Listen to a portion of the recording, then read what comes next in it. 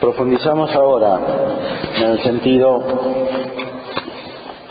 de la vida religiosa y de la vida monástica con la ayuda de Dionisio y la Areopagita, que es una de las fuentes principales de la teología de la vida monástica en Santo Tomás y también en la tradición. En Dionisio se conecta el ejercicio de la vida religiosa con las tres operaciones de la luz divina: la purificación, la iluminación y la unión. En su obra acerca de la jerarquía eclesiástica, él conecta los sacramentos, cuya coronación es la Eucaristía, a través de la jerarquía eclesiástica formada por los obispos, los sacerdotes y los diáconos, con los monjes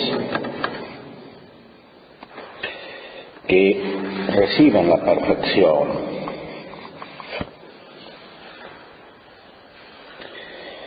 Dice Dionisio que a quienes los diáconos han purificado y los sacerdotes han iluminado, el obispo los dirige hasta que entiendan los sagrados misterios en que ya se iniciaron. Lo hace conforme a las leyes jerárquicas y en la medida en que ellos puedan recibirlos. Así perfecciona a los iniciados, a fin de que su santificación sea para ellos lo más perfecta posible.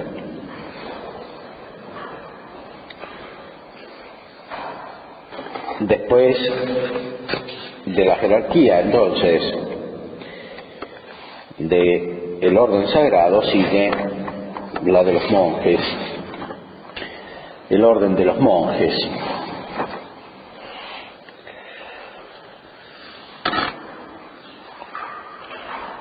Digamos algo ahora sobre los tres órdenes de los iniciados que les están sumisos. Los tres órdenes jerárquicos corresponden a tres órdenes de iniciados en la vida cristiana. Digo que forman los órdenes de los que están en vías de purificación, aquellos que son despedidos de los actos y consagraciones de que ya hice mención. Ante todo, aquellos a quienes los diáconos les están instruyendo todavía y formándolos en las Escrituras, que los encaminan a la vida verdadera.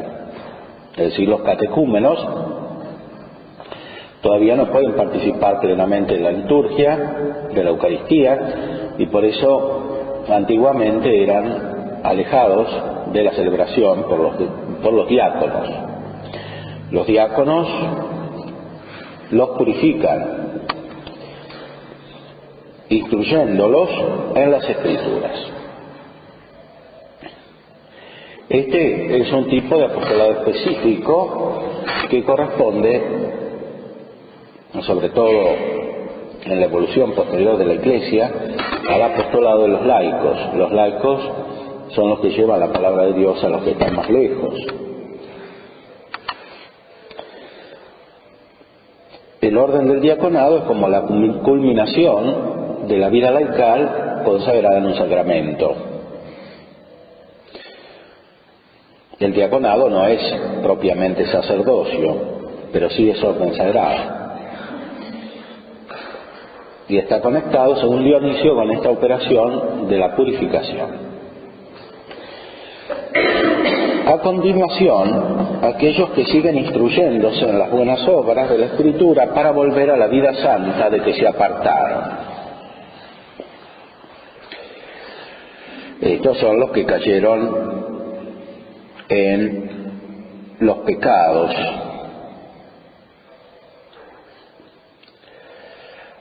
Luego los débiles, que se asustan de los ataques del enemigo. El poder de la Escritura está en vías de fortalecerlos. Vienen después los que están todavía en el pasaje del pecado a la santidad.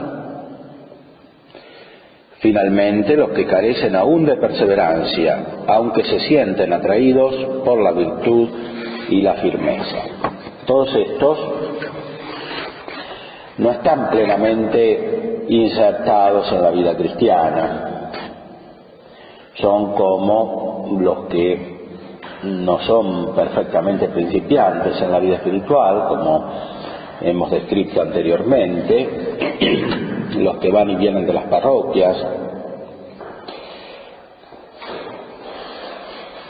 Estos son los órdenes formados por quienes están en vías de purificación bajo el cuidado y poder purificador de los diáconos.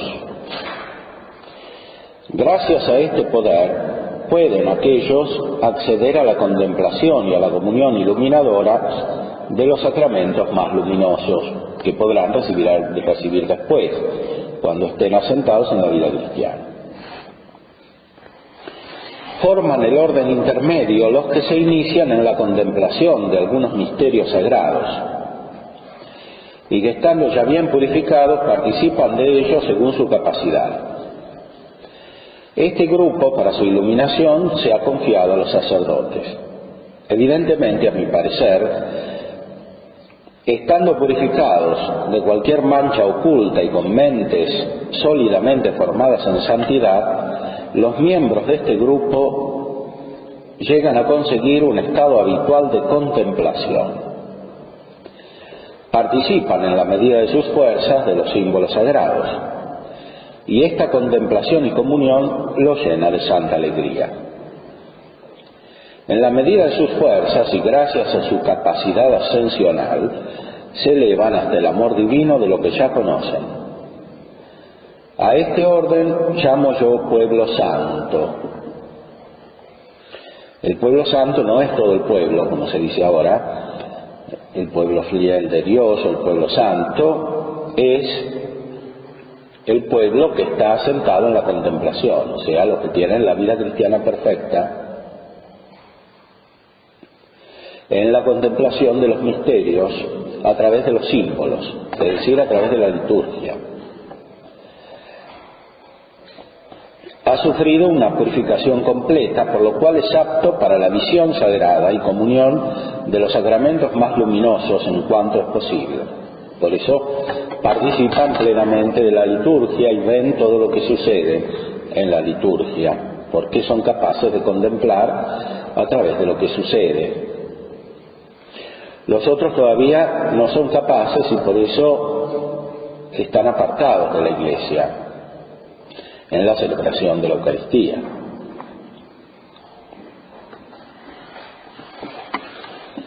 Por eso mismo no pueden comulgar, no pueden recibir la Eucaristía. El santo orden de los monjes es el más excelso de todos los iniciados. Ya están purificados de toda mancha y tienen pleno poder y santidad completa en sus actividades. Dentro de lo posible, este orden ha entrado en la sagrada actividad contemplativa y ha logrado comunión, contemplación y comunión intelectual. Se le ha confiado el poder perfeccionante de los obispos, esos hombres de Dios, cuyas acciones iluminadoras y tradiciones jerárquicas le han iniciado, según sus fuerzas, en las santas operaciones sacramentales. Se elevan, gracias a esta ciencia sagrada y según sus propios méritos, hasta la más completa perfección correspondiente a este orden. Por eso nuestros santos jefes consideraron que tales hombres eran dignos de varias denominaciones sagradas. Alguien los llamó terapeutas o cuidadores, también monjes, por la perfección con que celebran el culto, es decir, el servicio de Dios, y porque su vida, lejos de andar dividida, permanece perfectamente unificada por su sagrado recogimiento, que excluye toda distracción y los capacita para llevar a perfección un peculiar género de vida que los identifica con Dios y los abre a la perfección del amor divino. Aquí encontramos la formulación más perfecta en la tradición de lo que significa el estado de la vida religiosa. El estado de esta vida corresponde a los monjes. Los monjes son los que no están divididos, los que son uno. Su vida está perfectamente unificada. Y por eso, este estado religioso, en el sentido pleno, corresponde a la vida contemplativa.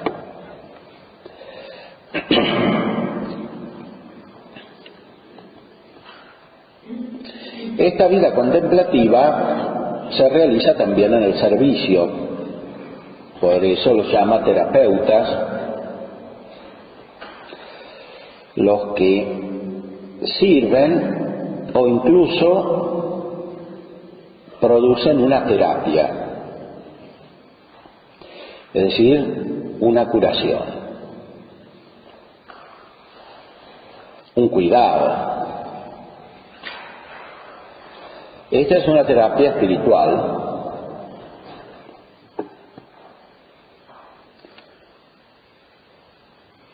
Hay un autor francés, Larcher, que escribió un libro, Terapéutica de las enfermedades espirituales, basado justamente sobre la experiencia de los grandes contemplativos, los padres de la Iglesia, especialmente la vida monástica.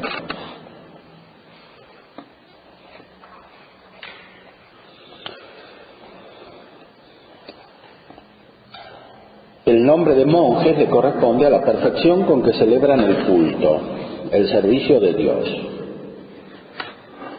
Están unificados, toda su vida corresponde a este servicio de Dios, al culto divino. Su vida, lejos de andar dividida, permanece perfectamente unificada por su sagrado recogimiento, que excluye toda distracción y los capacita para llevar a perfección un peculiar género de vida que los identifica con Dios y los abre a la perfección del amor divino. Por eso la institución sagrada les ha otorgado una gracia perfeccionante y juzgado dignos de hacer una invocación santificadora que no esté reservada al obispo como exclusivo de él es ordenar sacerdotes, sino a los sacerdotes piadosos que dan santamente bendiciones jerárquicas. Hay monjes que son sacerdotes y dan estas bendiciones jerárquicas. Estos monjes son perfectamente contemplativos y por eso de alguna manera responden a la perfección del obispo, que es contemplador y perfeccionador. No se distraen en nada y la acción que ejercitan es muy espiritual.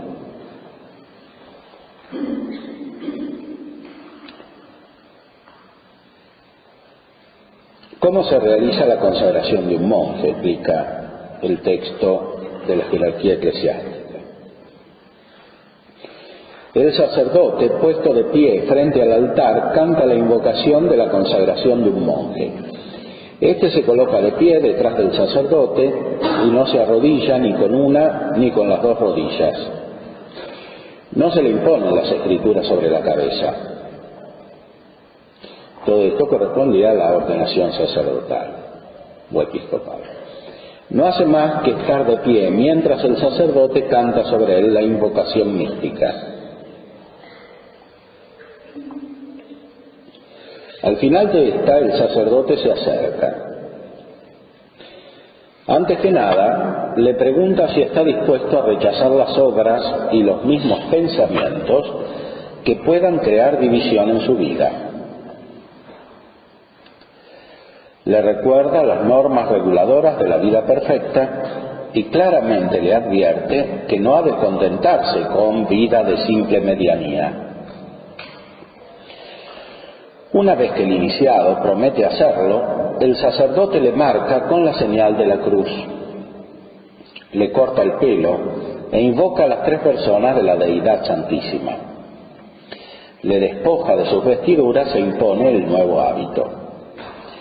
Luego, junto con los demás sacerdotes asistentes a la ceremonia, le da el beso de la paz y le confiere el derecho de participar en los sagrados misterios.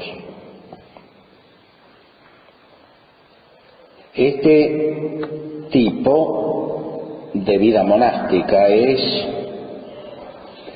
un estado de perfección en el sentido más pleno del término, porque corresponde a la perfección espiritual, que de alguna manera es otorgada por el obispo y los sacerdotes. Estos responden plenamente a la perfección espiritual que tienen el obispo y los sacerdotes. Posteriormente, sobre todo en Occidente, se han desarrollado otras formas de vida religiosa que se denominaron activas. Estas formas de vida activa se diferencian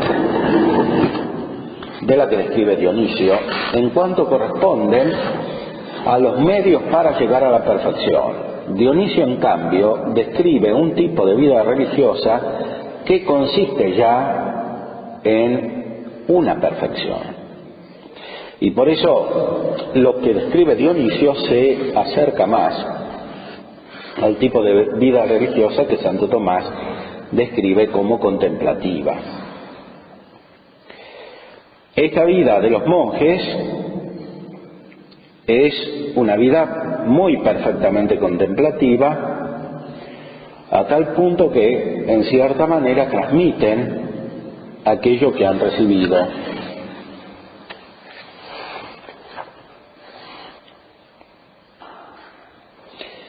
El hecho de que no se arrodillen ni le impongan las escrituras sobre la cabeza y que esté de pie mientras el sacerdote pronuncia la invocación, todo esto significa que el orden monacal no tiene el oficio de dirigir a otros, sino que se identifica como estado de santa soledad, haciendo lo que manden los sacerdotes. Por su fiel observancia, le elevan espiritualmente a la ciencia divina de los misterios a que pueda asistir. El orden de los monjes no tiene una función directiva en la Iglesia, tiene la función de recibir la perfección y en cierta manera demostrarla.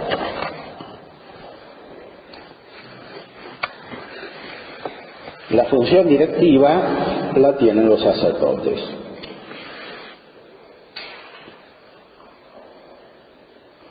La renuncia a todas las actividades y fantasías que pudieran conducirle a una vida de división consigo mismo expresa la más perfecta sabiduría de la vida monástica, en que florece la inteligencia de los mandamientos conducentes a la unificación.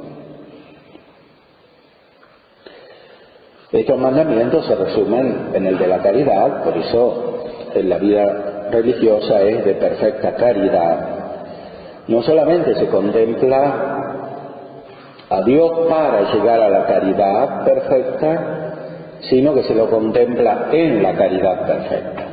Y por eso la vida religiosa puede desplegarse como vida apostólica, que no es lo mismo que la vida activa, en el sentido que decía Santo Tomás, que incluso ponía órdenes militares.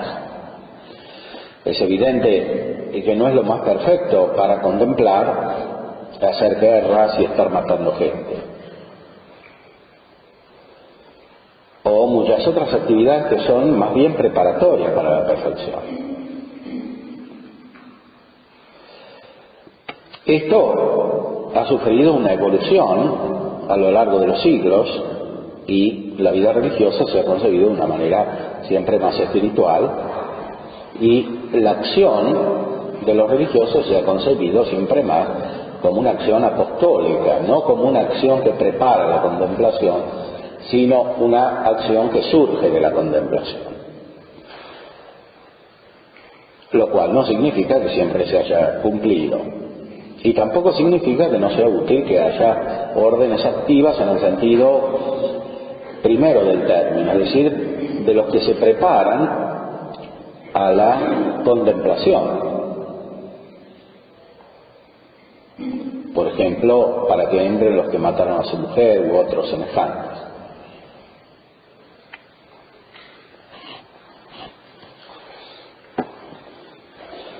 Ya he dicho que entre estos iniciados no hay orden medio, porque es el más sublime de todos.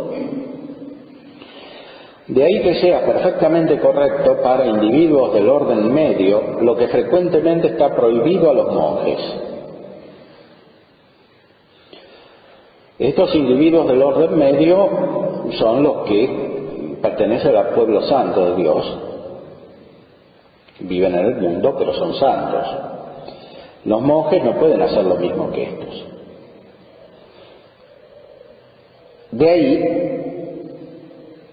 su vida está simplificada y se han obligado a estar unificados con el Uno, unidos con la Santa Unidad, a imitar en cuanto les sea posible la vida sacerdotal de aquellos con quienes están más familiarizados que los órdenes de los otros iniciados. Dionisio supone que los sacerdotes son santos y los monjes también son santos. Entonces, los monjes imitan lo que ven en los sacerdotes que contemplan directamente los misterios.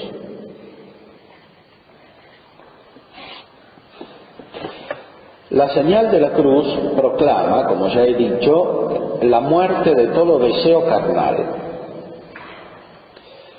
La tonsura simboliza una vida pura y perfectamente liberada, sin adornos de apariencias imaginarias. Antes bien, elevada espontáneamente. Es el aspecto negativo y el aspecto afirmativo. Es una vida liberada de las apariencias imaginarias y una vida que se eleva espontáneamente, o sea, cuando la dejan sola, sube. Y cuando baja está en cierta manera violentada. Bellezas no hechas por manos de hombres levantan al alma en unidad y simplificación hasta configurarse con Dios. Estas bellezas son las que contemplan los monjes.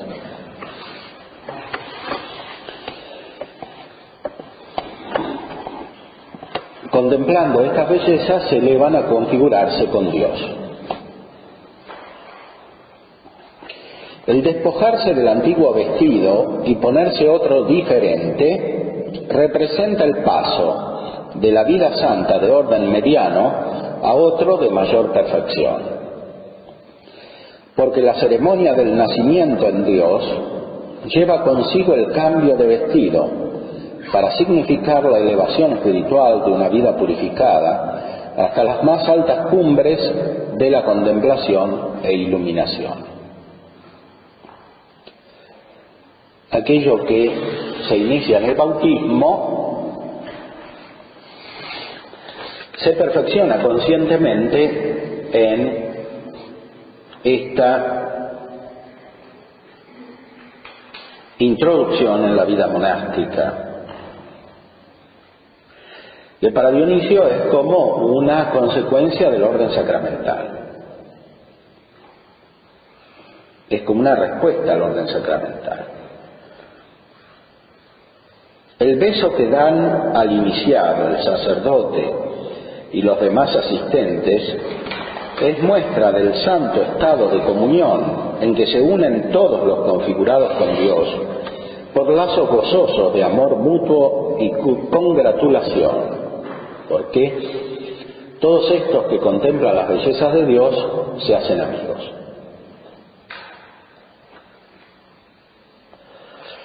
Al concluir estas ceremonias, el sacerdote invita a los iniciados a tomar parte en la comunión con Dios.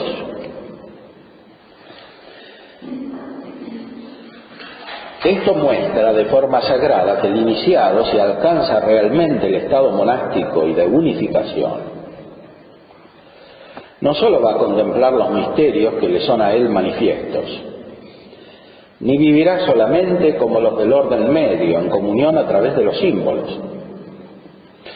Por el santo conocimiento de las ceremonias en que ya participa, será admitido en la comunión con Dios de modo muy diferente a cómo se admite en general al pueblo santo.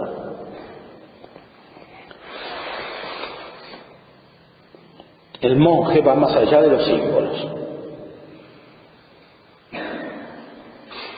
Por la misma razón, el obispo invita a los sacerdotes que ordena a que, pasado el momento culminante de la consagración, durante la ceremonia reciban de su mano la Sagrada Eucaristía.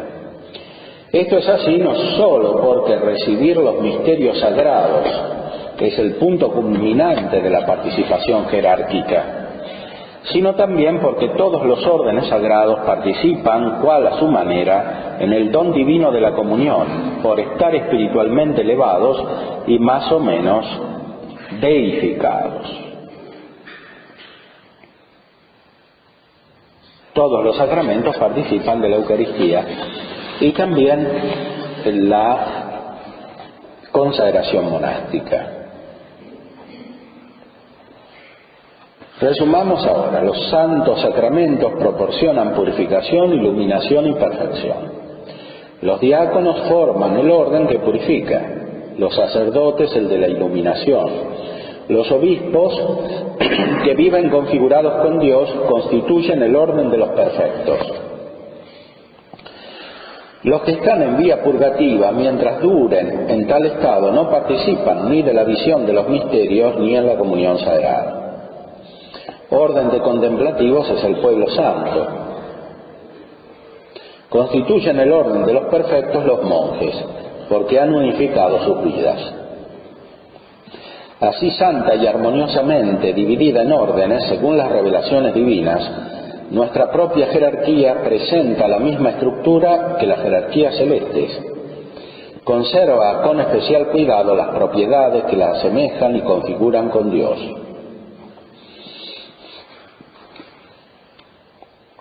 Por eso el conjunto de la vida de la Iglesia representa el conjunto de la vida de los ángeles.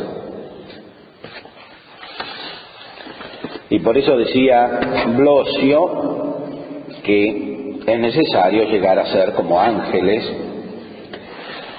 de la tierra.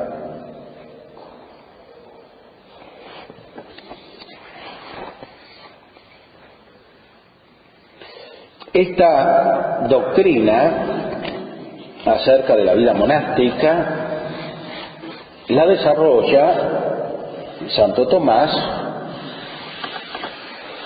explicando muy especialmente la vida contemplativa, que es la vida perfecta, y considerando que hay formas de vida religiosa que se dedican especialmente a la contemplación.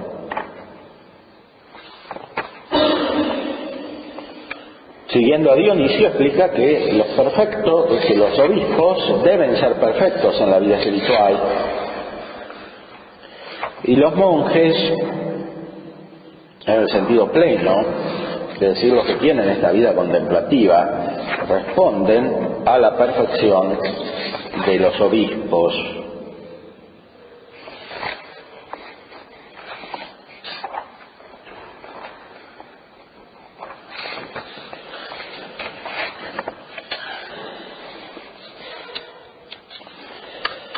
Existen muchas formas de vida religiosa.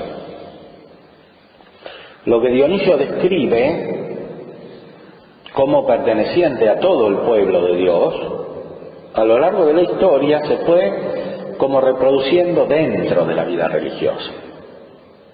La vida religiosa dejó de ser solamente la vida contemplativa perfecta para extenderse a todas las otras formas de vida cristiana, incluso hasta nuestros días en que surgieron los institutos seculares, que son formas de vida religiosa en el mundo. Toda esta evolución corresponde a la acción de Dios y también a la revelación. Pero es una evolución que muchas veces es difícil de sostener para los cristianos y por eso caen en deformaciones y en crisis, tanto más cuanto más rica es la revelación que se les presenta y tanto más profunda la unidad entre las formas de vida que se les propone. Dice Santo Tomás, cuando trata acerca de si hay una sola forma de vida religiosa: el estado religioso es un ejercicio ordenado a conducir a quien lo abraza a la perfección de la caridad. Ahora bien, son diversas las obras de caridad a las que el hombre puede dedicarse, como son también diversos los modos de ejercitarse. Por ello, las formas de vida religiosa pueden distinguirse bajo dos aspectos. En primer lugar, por la diversidad de los fines a los que se ordena. Así uno puede ordenarse a dar hospedaje a los peregrinos y otro a visitar y redimir a los cautivos. En segundo lugar, la diversidad de formas de vida religiosa puede ser debida a la diversidad de ejercicios.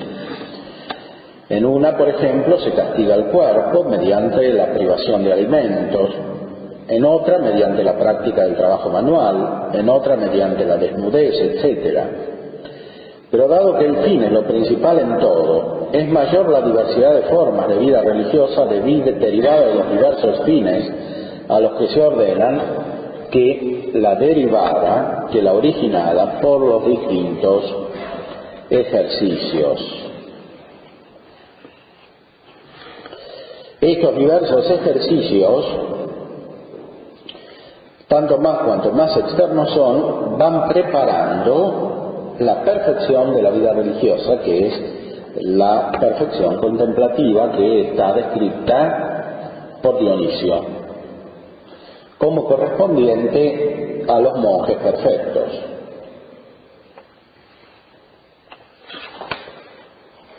Nada obsta para que en la vida religiosa haya un camino hacia la perfección, más aún. Es la esencia de la vida religiosa, el camino a la perfección, porque incluso en lo que describe Dionisio, esa perfección es recibida. Y el camino es someterse a la perfección de los obispos y los sacerdotes para recibir la que ellos tienen.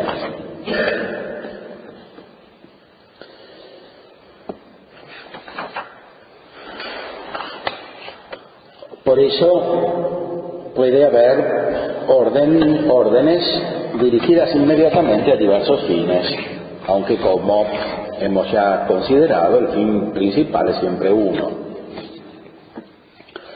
Como expusimos antes, el estado religioso tiene por fin la perfección de la caridad.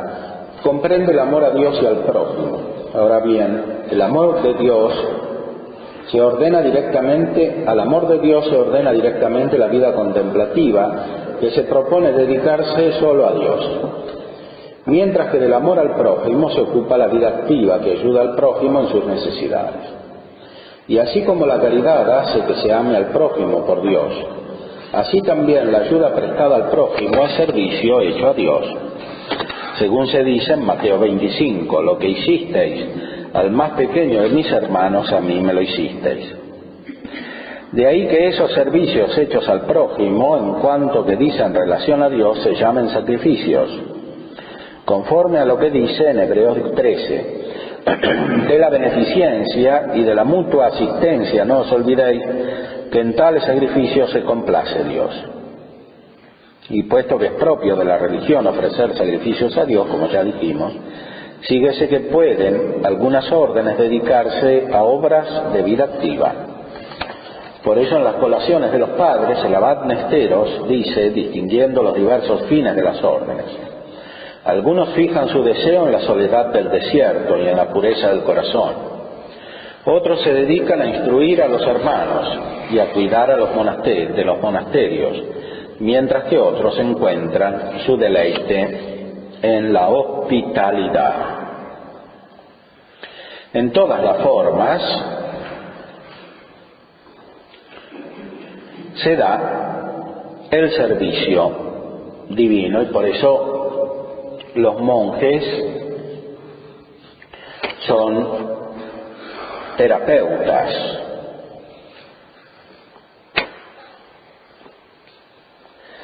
Cuando la acción de los monjes es perfecta, surge de la contemplación. Cuando los religiosos, dice Santo Tomás, se entregan a las obras de vida activa por Dios, es claro que su acción brota de la contemplación de lo divino. Por consiguiente, no queda totalmente privado del fruto de la vida contemplativa. Y esto incluso cuando se trata de religiosos que por medio de los actos externos deben prepararse para la contemplación. Y lo mismo se da dentro del camino de la vida singular de cada uno. Siempre hay alguna contemplación, alguna acción que surge de la contemplación. Mientras no somos perfectos, la acción nos prepara a la contemplación, pero también hay alguna acción que surge de la contemplación. Y a esta es a la que principalmente hay que dirigirse, y es la que marca el camino de la evolución espiritual. Dice Santo Tomás en la respuesta a la segunda objeción de este artículo: la condición es la misma para los monjes y para todos los otros religiosos en cuanto a lo que es común a toda vida religiosa, saber el dedicarse totalmente al culto divino, guardar los votos esenciales a la vida religiosa y abstenerse de negocios seculares. Pero no conviene que haya semejanza en cuanto a otros elementos de la profesión monástica, que se ordenan especialmente a la vida contemplativa. Por eso la decretal citada de Postulando no dice simplemente que haya que aplicar a los canónigos regulares la misma norma que a los monjes, sino en lo que se refiere a las cosas de las que se ha hablado, a saber, que no deben ejercer el oficio de abogado en las causas judiciales. En cuanto a la segunda decretal citada después de Statum Monacorum, tras haber dicho que los canónigos regulares no se consideran como algo distinto de la sociedad de los monjes, se añade en ella: sin embargo, se rigen por una regla más libre, de donde se deduce que no están obligados a todas las cosas que deben observar los monjes. Esto significa que históricamente se ha dado una evolución y una adaptación de la vida de los monjes, que es finalmente la que el Concilio Vaticano II recoge y postula, es decir, que la vida de los monjes se traduzca también en una acción benéfica hacia el exterior.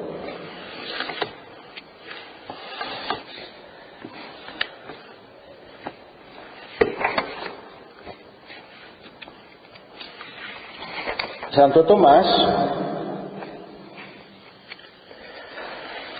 entre las actividades de la vida religiosa, pone una que es la más perfecta, es decir, una acción que inmediatamente prepara la contemplación e inmediatamente surge de la contemplación, y es el estudio. En el artículo 5 se pregunta si es necesario fundar una orden dedicado al estudio.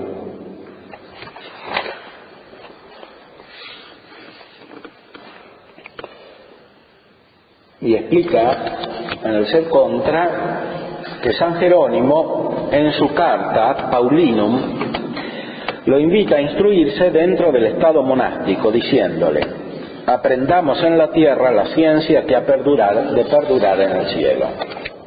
Y más adelante: todo lo que quieras saber, me esforzaré en aprenderlo contigo. El estudio es una disposición muy inmediata para la contemplación.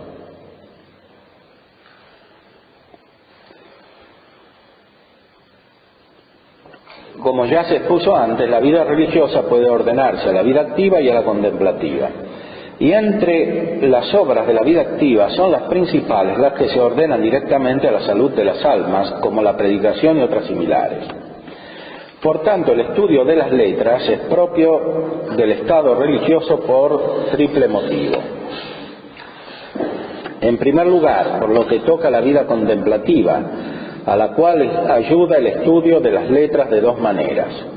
Primera, colaborando directamente a la contemplación, a saber, iluminando el entendimiento, puesto que la vida contemplativa de la que ahora tratamos se ordena principalmente a la contemplación de las cosas divinas, como ya dijimos, para la cual el hombre es ayudado por el estudio. Por eso se dice en el Salmo primero, en la alabanza del justo, que medita la ley del Señor día y noche. Y en Eclesiástico 39, el sabio investiga la sabiduría de los antiguos y dedica sus ocios a la lectura de los profetas. Todo el orden de la vida activa culmina en el estudio. En cierta manera, todo lo que se obra externamente sirve para estudiar. Y estudiar sirve para contemplar, que es el fin de la vida humana. Por eso, estructuralmente, la sociedad tiende a organizarse alrededor del estudio. Aunque, como sucede en nuestra época, esto se haga mal.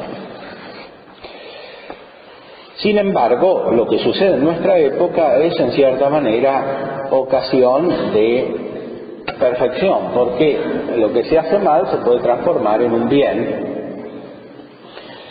porque hay una exigencia más profunda de la mente, que nunca se destruye totalmente en el orden natural, por la contemplación, una exigencia de coherencia que se realiza en el estudio. Por eso, toda esta multiplicidad de centros de estudio que existen en nuestra época en todos los países, de alguna manera lejana, prepara la vida contemplativa. Porque su misma dispersión y su misma incoherencia profunda, por las bases filosóficas sobre las que se sustenta, implica un anhelo de unidad. Y ese anhelo de unidad es lo que se busca en la vida monástica. Por eso a la vida monástica pertenece principalmente el estudio. Y así sucedió históricamente. Solo que la evolución de la vida de la Iglesia fue suscitando diversas formas de vida religiosa, especialmente en épocas en que no se podía estudiar tanto. La mayoría del pueblo no podía estudiar. Pero en esta época la mayoría del pueblo puede estudiar y por eso se exige una evolución en la forma misma de la vida religiosa. Esta evolución pareciera que no se ha cumplido bien, sobre todo después del concilio. A veces se han multiplicado algunos estudios, pero de una manera salvaje, no de esa manera monástica que decía Dionisio Cartujano, que es una manera unificada, o sea, en que todo tiene coherencia.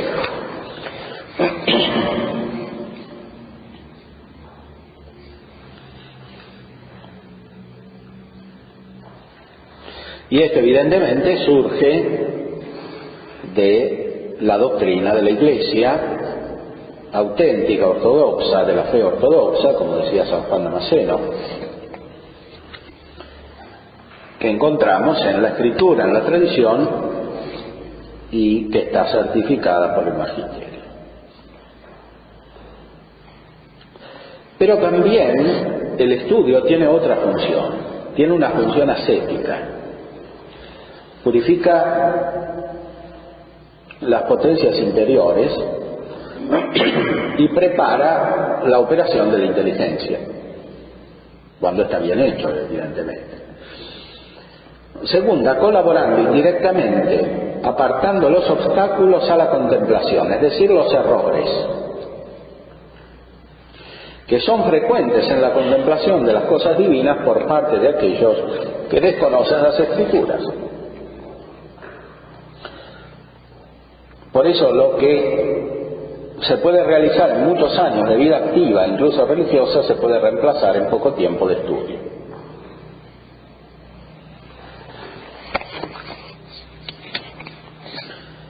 Y en este sentido hay que valorar mucho la función ascética e incluso penitencial del estudio. A veces cuesta estudiar porque hay que despojarse de los errores mentales, que pueden estar muy radicados. Pueden estar muy radicados incluso por un mal estudio. Así leemos en las colaciones de los padres que el abad Serapión, por su simplicidad, cayó en el error de los antropomorfitas, es decir, de aquellos que creían que Dios tiene forma humana.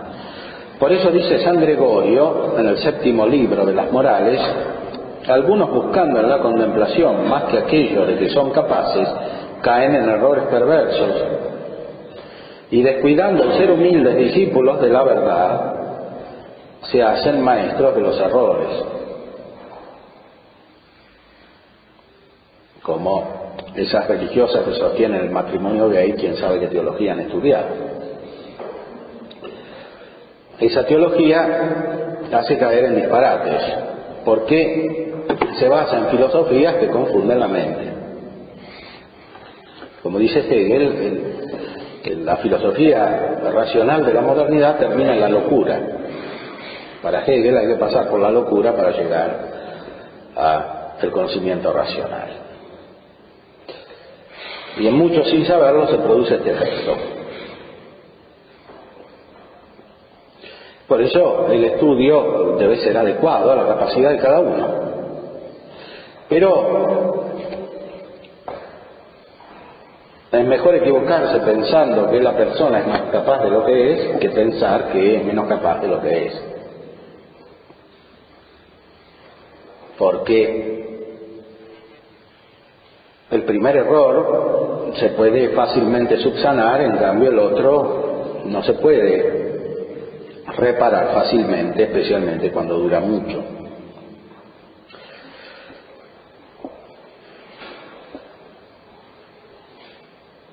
Muchos religiosos cumplen esto que dice San Gregorio, es decir, se hacen maestros de errores, descuidando ser discípulos humildes de la verdad. Y esto sobre todo porque pretenden ser originales. Es decir, descubrir doctrinas que otros no han descubierto cuando no tienen la capacidad para ello.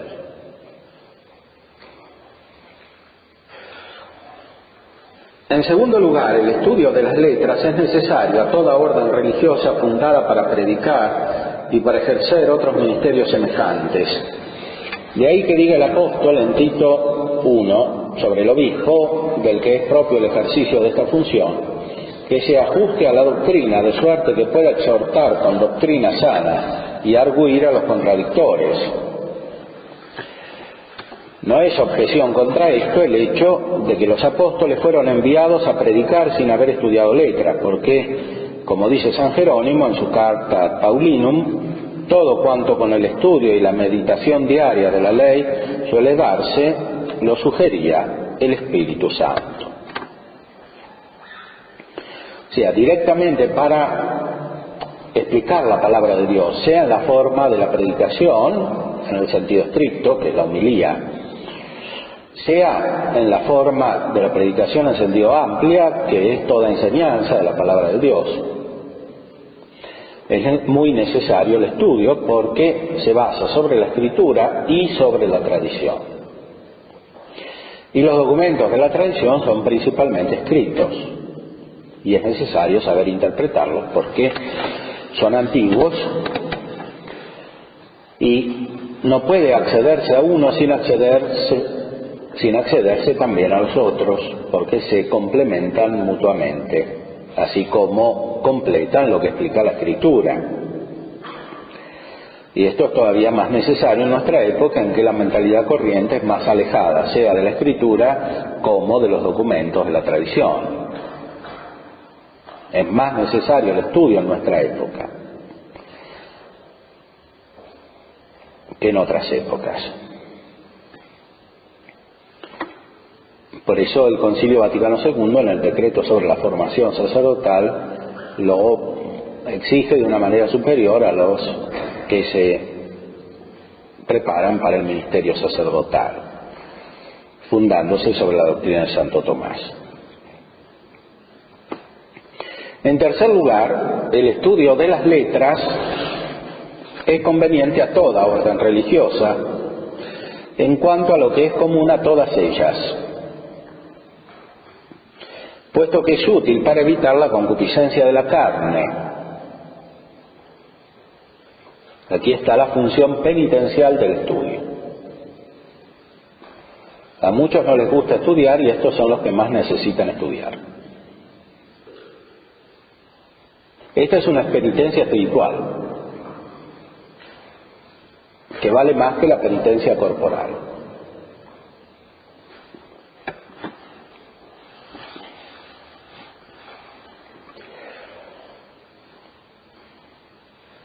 Por eso dice San Jerónimo en la carta al monje rústico: ama el estudio de la escritura, de las escrituras, y no amarás los vicios de la carne.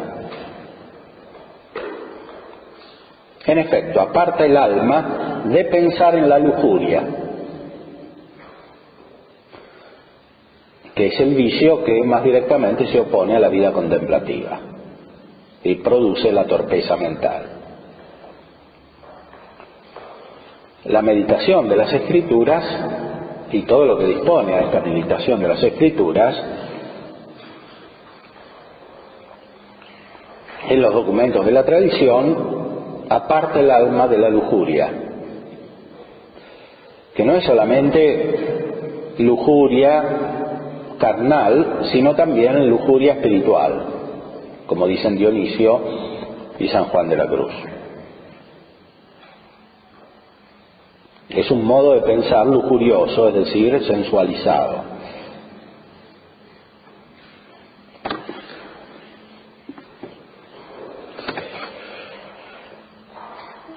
Según lo que dice el eclesiástico, la vigilia de la honradez marchita la carne. También es útil para evitar los deseos de riqueza. En general, los que saben no son los más ricos. Los más ricos son los que no saben, o sea, los que dedican toda su vida a las cosas materiales, a la economía, como en el mundo de hoy. De ahí que se diga en la Sabiduría 7, junto a ella me parecieron nada las riquezas.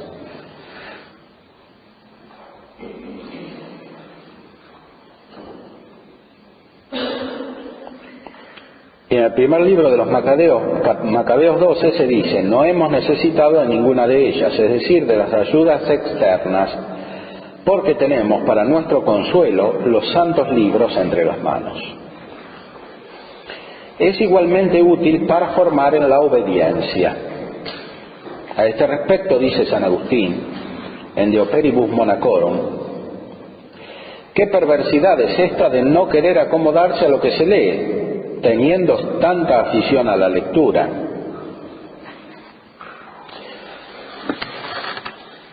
Este estudio para formar la obediencia es especialmente necesario en nuestra época. Los religiosos de hoy se hacen desobedientes estudiando, porque estudian lo que no conviene.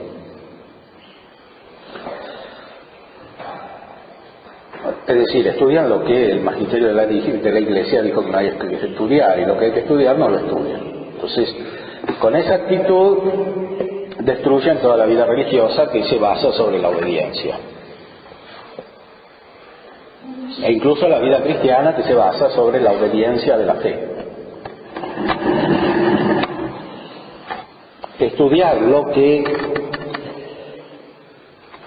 hace acrecentar la fe necesariamente está conectado con la verdadera obediencia, que es sacrificio espiritual, que está en el intelecto, porque es el intelecto quien debe de obedecer a lo que Dios revela y que el mismo intelecto no entiende. El racionalismo moderno es radicalmente rebelde. Y por eso forma gentes altaneras y soberbias, incluso dentro de la vida religiosa.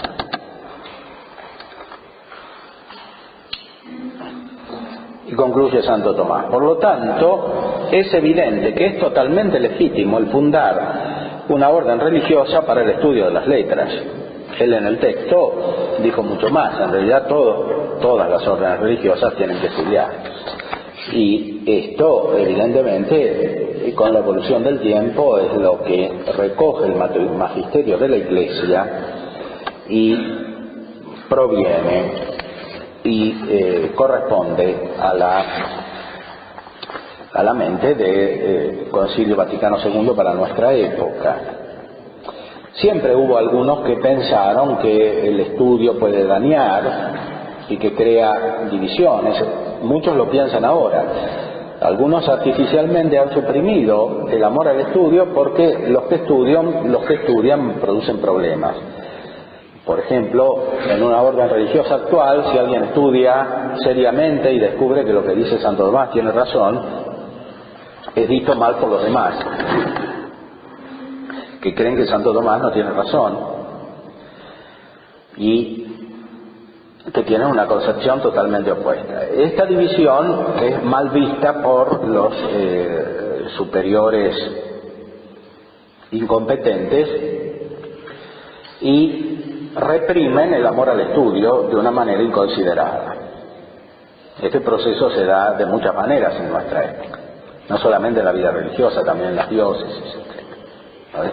Se simplifica de una manera artificial la vida cristiana y esto hace caer muy directamente en los vicios de la lujuria, de la desobediencia, en el amor imprudente por los bienes materiales que caracterizan la vida cristiana de nuestra época. Y finalmente en el desprecio del cristianismo, porque la sociedad considera a los religiosos como gente tonta, que se basa solo sobre sentimientos y sobre supersticiones. Y esto es lo que pretende el demonio cuando trastoca todo el orden intelectual de la vida cristiana, como ha logrado hacer en gran medida en nuestra época. Por eso, hoy que es el día de San Ignacio, es necesario prepararse para obrar en sentido contrario a la tentación, como decía el mismo San Ignacio. Y obrar en sentido contrario a la tentación se hace descubriendo las persuasiones y las falacias asiduas del enemigo, como dice él,